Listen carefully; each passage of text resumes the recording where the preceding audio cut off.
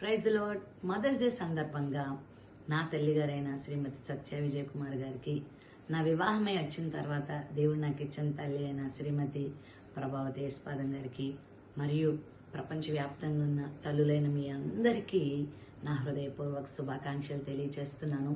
తమ ప్రార్థనతో, సమర్పణతో, ప్రేమతో, సాక్ష్య జీవితంతో వారి బిడ్డల్ని ప్రభు కొరకు పెంచి అనేక మందికి ఆశీర్వాదకరంగా ఉంచిన తల్లులు మన మధ్యలో ఉండడం ఎంత ఆశీర్వాదకరం కదా.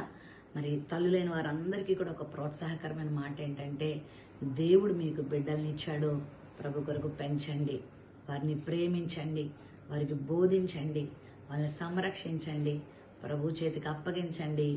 అనేక మందికి వారు ఆశీర్వాదకరంగా మారుతారు.